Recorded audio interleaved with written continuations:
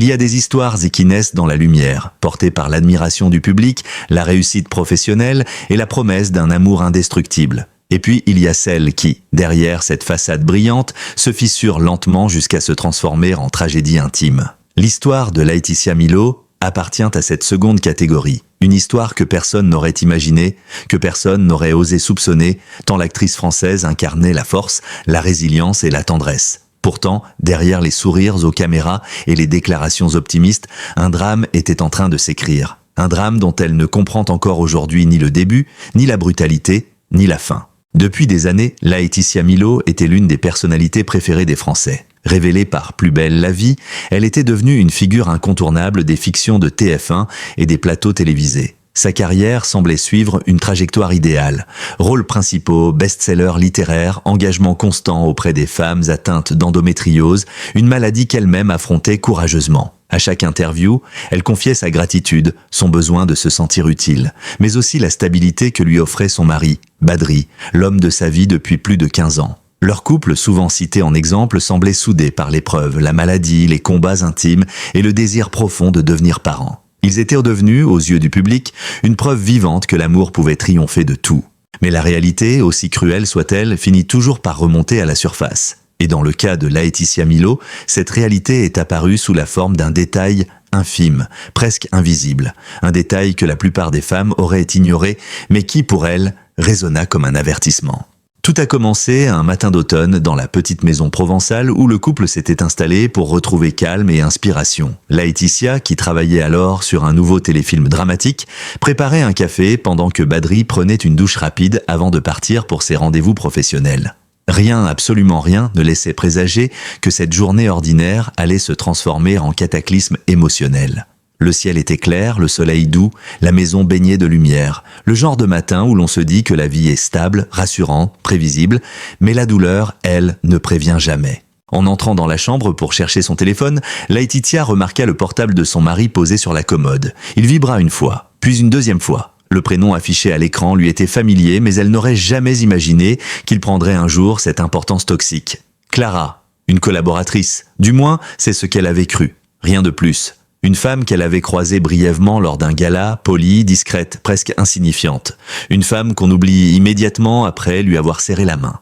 Pourtant, ce matin-là, en voyant son nom s'afficher avec insistance, un pressentiment glacé s'empara d'elle. Était-ce l'intuition féminine dont on parle souvent, une perception invisible, mais d'une lucidité implacable? Elle ne sait pas, elle ne saura jamais vraiment. Tout ce qu'elle sait, c'est qu'elle sentit son cœur se contracter. Elle hésita. Ouvrir le téléphone d'un mari, c'était franchir une limite qu'elle s'était toujours refusée. Leur relation s'était construite sur la confiance, une confiance absolue. Elle en avait besoin. Lui aussi, croyait-elle.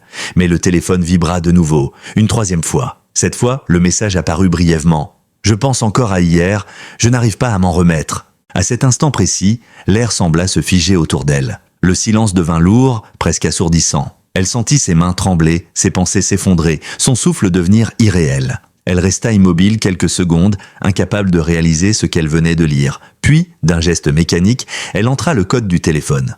Un code qu'elle connaissait depuis toujours, parce qu'ils n'avaient jamais eu besoin de se cacher l'un de l'autre. Ce qu'elle découvrit dans les messages fut comme une déflagration. Pas un échange ambigu, pas une simple conversation innocente. Non, ce qu'elle lut fut un fil de discussion longue, intime, passionnée, remontant à des mois en arrière. Des phrases qui ne laissaient aucune place au doute, des mots qui ne s'adressent qu'à une amante, jamais à une amie. Des souvenirs partagés, des rendez-vous secrets, des déclarations d'une tendresse insupportable. Et surtout, cette confession répétée plusieurs fois, « Je ne peux pas lui dire. Pas encore, elle est trop fragile. » Elle, c'est-à-dire elle, Laetitia, la femme qu'il prétendait protéger, la femme qu'il trahissait chaque jour davantage.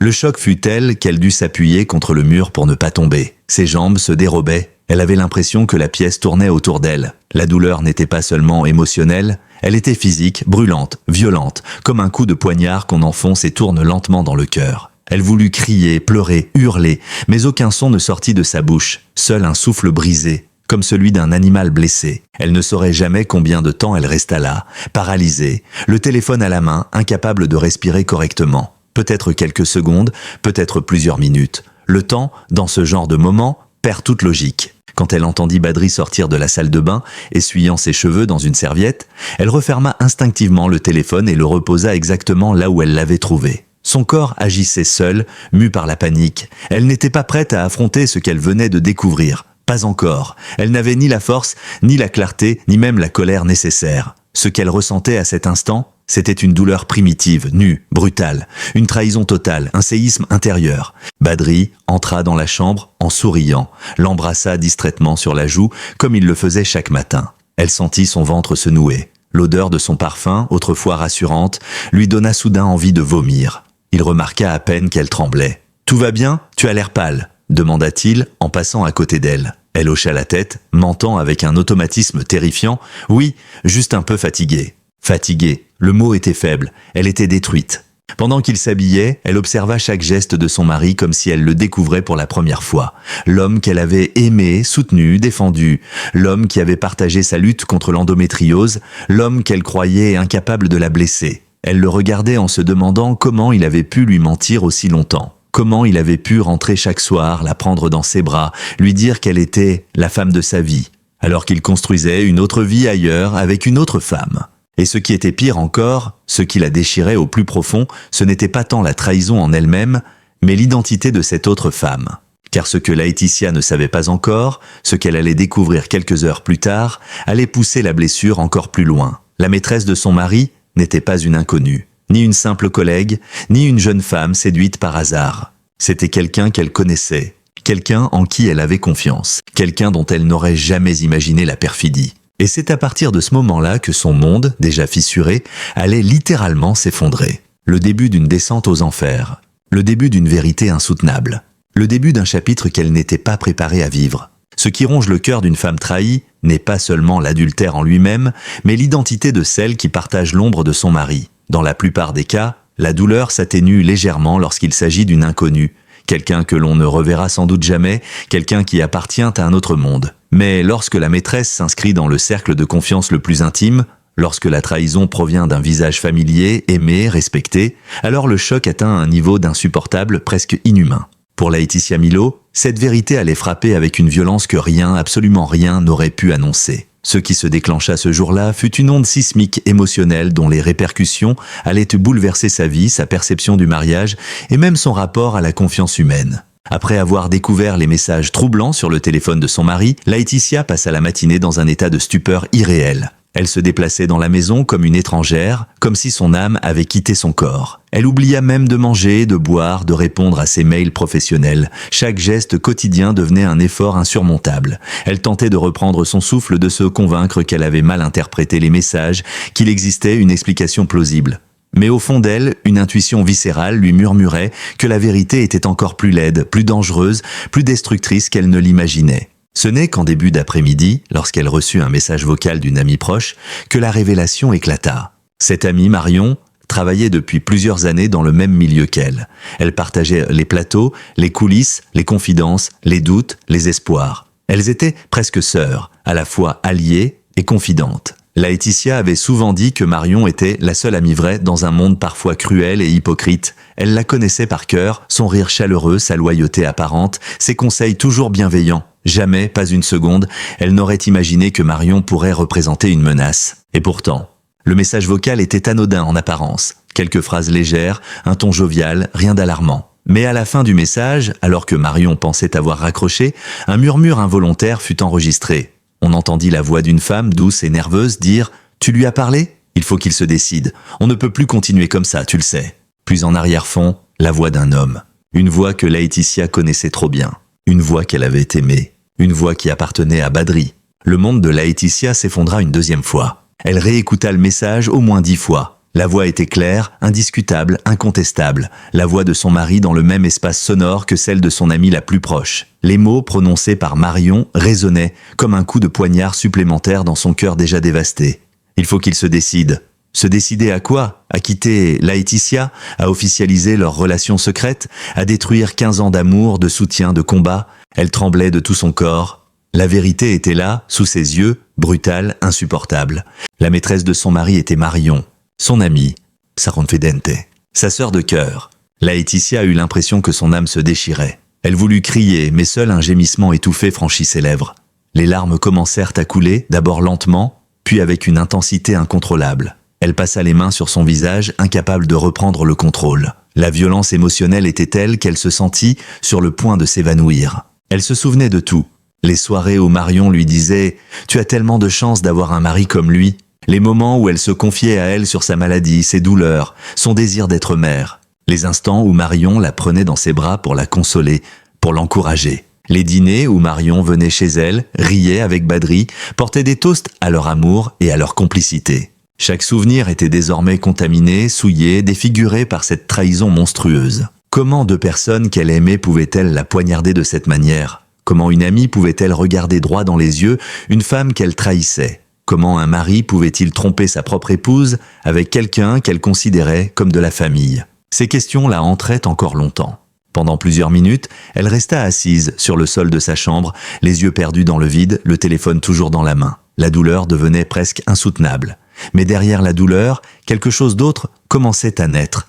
Une forme de lucidité glacée, une énergie sombre, presque dangereuse, un instinct de survie. Elle ne pouvait pas rester là, à suffoquer dans son propre chagrin. Elle devait comprendre, elle devait confirmer ce qu'elle avait entendu. Elle devait voir la vérité de ses propres yeux, même si cette vérité devait la détruire.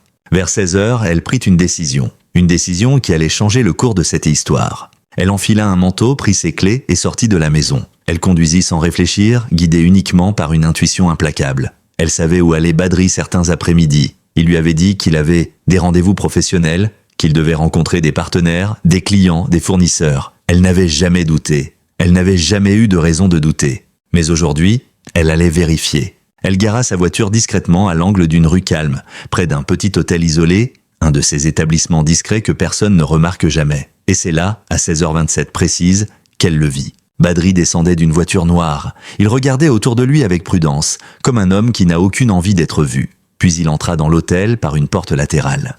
Mais ce ne fut pas la vision de son mari qui acheva Laetitia. Non, ce fut ce qu'elle vit exactement 32 secondes plus tard. Une femme descendit à son tour de la voiture. Une silhouette qu'elle connaissait par cœur. Une démarche qu'elle aurait reconnue entre mille. Des cheveux qu'elle avait souvent complimentés. C'était Marion.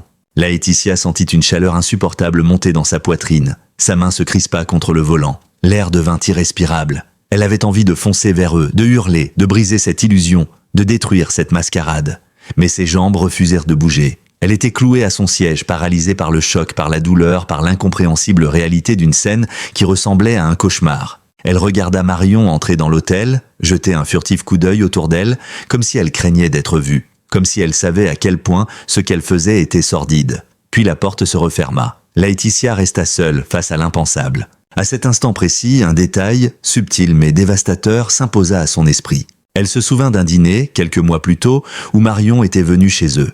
Badri avait proposé un dessert. Marion avait ri d'une manière étrange, presque nerveuse. Laetitia, naïve et confiante, n'avait rien remarqué. Mais maintenant, tout avait un sens. Chaque sourire, chaque silence, chaque regard entre eux. Ils se désiraient déjà. Ils se trahissaient déjà. Et elle, l'épouse légitime, était la seule à ne rien voir. La humiliation la submergea. La colère la brûla. La tristesse l'écrasa.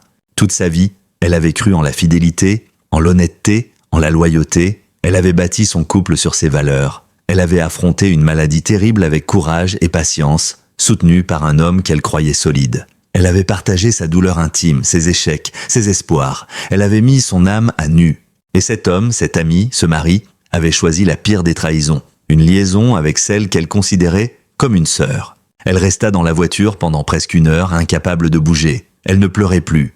Ses larmes s'étaient taries. Ce qui la remplissait maintenant, c'était une sorte de vide glacé, un gouffre silencieux. Elle avait l'impression que son cœur s'était arrêté. Puis lentement, elle reprit ses esprits.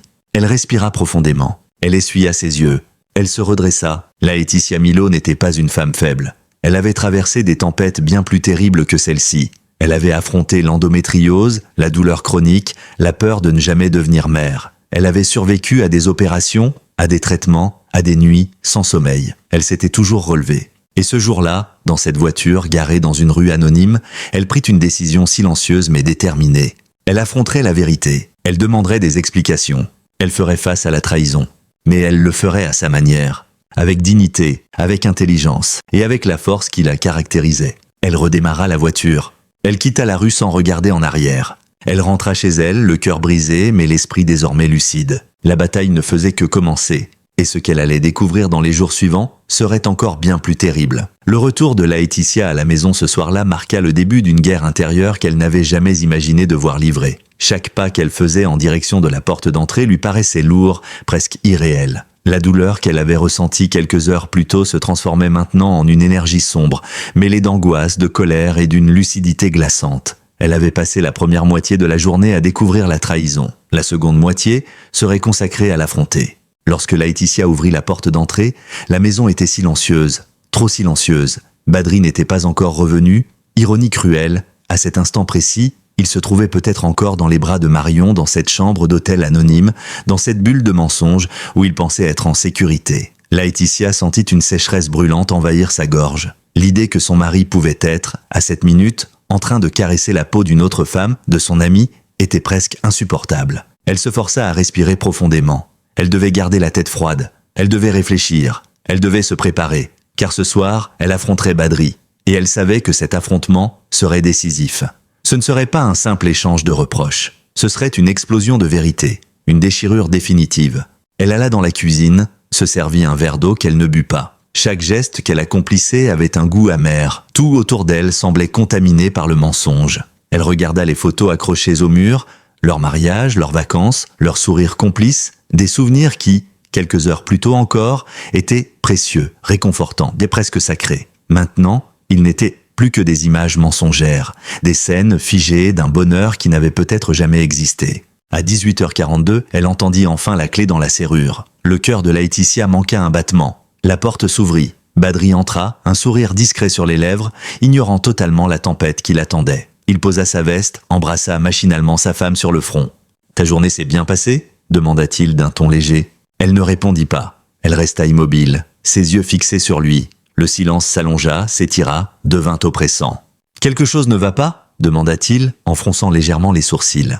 Elle inspira profondément, et avec une lenteur calculée, elle prononça la phrase qu'il n'aurait jamais pensé entendre. « Je sais pour toi et Marion. » Le corps de Badri se figea, son visage blêmit, ses yeux s'écarquillèrent, comme si quelqu'un lui avait donné un coup de poing en pleine poitrine. Il ouvrit la bouche, mais aucun son n'en sortit. Il était démasqué. Laetitia le regardait sans ciller. Elle avait préparé mentalement cet instant toute la fin d'après-midi. Elle ne voulait pas crier, pleurer ou s'effondrer. Elle voulait des explications. Elle voulait la vérité. « Depuis quand ?» demanda-t-elle d'une voix étonnamment calme. Badri fit quelques pas en arrière, comme un homme pris au piège. Il essaya d'esquiver son regard, mais elle ne lui en laissa pas la possibilité. « Depuis quand tu me trompes avec elle ?» répéta-t-elle, cette fois avec une voix plus ferme.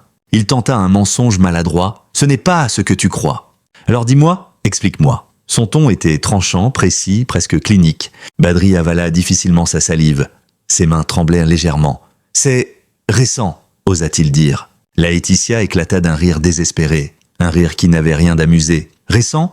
Tu veux parler de vos messages qui datent de plusieurs mois ? Tu veux parler des rendez-vous du mercredi après-midi à l'hôtel Orion ? Tu veux parler d'elle qui attend que tu te décides ?» Le visage de Badri devint livide. Elle continua implacable. « Tu veux que je te fasse écouter la fin de son message vocal, celui où on t'entend à côté d'elle ?» À ces mots, Badri sembla s'effondrer intérieurement. Il s'assit sur la chaise de la cuisine comme si ses jambes ne pouvaient plus le porter. Sa tête tomba entre ses mains. « Je suis désolé, murmura-t-il d'une voix brisée. Mais ces mots n'eurent aucun effet sur Laetitia. Ils étaient vides, trop tardifs, trop faciles. « Désolé ?» répéta-t-elle d'un ton glacial. « Tu as trahi mon amour, tu as trahi ma confiance, tu as trahi 15 ans de vie commune, et tu me dis que tu es désolé ?» Ses yeux se remplirent de larmes, mais elle se força à ne pas céder. Pas encore. « Pourquoi elle ? Pourquoi mon amie ? Pourquoi celle que j'aimais comme une sœur ? Pourquoi cette trahison-là ?» Badri resta silencieux plusieurs secondes. Puis d'une voix très faible, il osa dire « Je ne voulais pas que ça arrive. Je me sentais seul.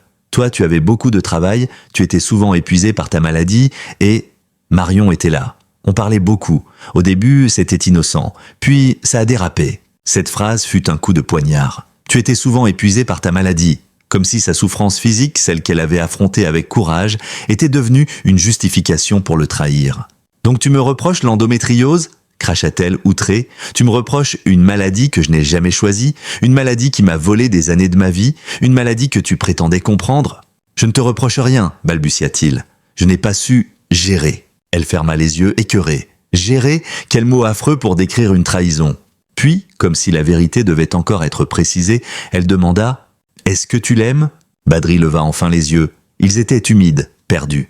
Je croyais que oui. Je ne sais plus. Je suis perdu. Cette réponse fut une gifle. Il ne savait plus. Il hésitait encore, il oscillait entre deux femmes, l'épouse qui avait affronté la maladie, la douleur, les nuits blanches, et l'ami perfide qui avait su s'insinuer dans leurs failles.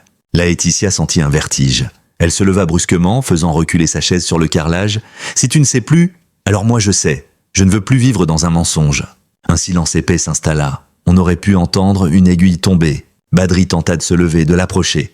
Elle fit un pas en arrière. « Ne me touche pas. Tu as perdu ce droit. » Ses mains se crispèrent. « Je t'aime, » dit-il d'une voix étranglée. Elle secoua la tête, un mélange de douleur et de dégoût dans les yeux. « Non, tu ne peux pas aimer quelqu'un et lui faire ça. Tu peux désirer, jouer, mentir, mais ça, ce n'est pas de l'amour. » Puis une question, celle qui l'obsédait depuis des heures, franchit enfin ses lèvres. « Tu comptais me quitter? Pour elle ?» Badri resta figé. Ce mutisme valait toutes les réponses du monde. Laetitia sentit son cœur se briser une troisième fois dans la même journée. Elle comprit alors que la destruction de son couple ne venait pas seulement de la trahison, mais aussi de sa lâcheté, de son incapacité à choisir, à être honnête, à assumer. Elle prit une grande inspiration. « Je veux que tu partes ce soir. » Badri ouvrit de grands yeux. « Tu veux qu'on se sépare? Maintenant? »« Oui, tu dois partir. Je ne peux pas partager un toit avec quelqu'un qui a couché avec mon ami, qui m'a menti pendant des mois, qui m'a humilié. » Il essaya d'argumenter, de supplier, de pleurer, mais c'était fini, irréversiblement fini. Laetitia alla dans la chambre, prit une valise, la posa devant lui. « Tu prends tes affaires et tu pars. Je ne te retiens plus. » Badri comprit, enfin. Il fit ses valises en silence. Chaque vêtement qu'il rangeait était comme une preuve supplémentaire de la fin. Une fin brutale. Une fin méritée. Quand il quitta la maison, il murmura « Je suis désolé. Je t'ai fait du mal. Je ne me le pardonnerai jamais. » Laetitia referma la porte doucement. Puis elle s'effondra contre le mur, glissant jusqu'au sol. Les sanglots éclatèrent. Puissants, profonds, dévastateurs. Elle pleura longtemps. Elle pleura pour son mariage, pour son ami perdu, pour les années sacrifiées, pour la confiance brisée, pour la femme qu'elle avait été et qu'elle ne serait plus jamais. Mais au milieu de cette tempête, une petite lumière commença à naître. Une lumière faible, fragile, mais réelle. C'était la lumière de la reconstruction, de la dignité retrouvée, de la force intérieure, de la liberté, car ce que Laetitia ne savait pas encore, c'est que cette épreuve, aussi terrible fût-elle, allait la transformer, la rendre plus forte, plus lucide, et lui ouvrir un avenir qu'elle n'aurait jamais imaginé. La trahison était la fin d'un chapitre, mais elle n'était pas la fin de son histoire. Laetitia Milo n'oubliera jamais ce jour-là, le jour où son cœur s'est brisé, où son monde s'est effondré, où deux des personnes qu'elle aimait le plus ont révélé leur vrai visage. Une trahison double, violente, impensable, une humiliation intime qui aurait pu détruire n'importe qui. Mais Laetitia n'est pas n'importe qui. Elle est une femme qui a survécu à la maladie, à la douleur, aux opérations, à des années de lutte contre un corps qui lui résistait. Alors oui, la trahison l'a blessée, oui, elle l'a brisée, oui, elle l'a mise à terre, mais elle ne l'a pas détruite.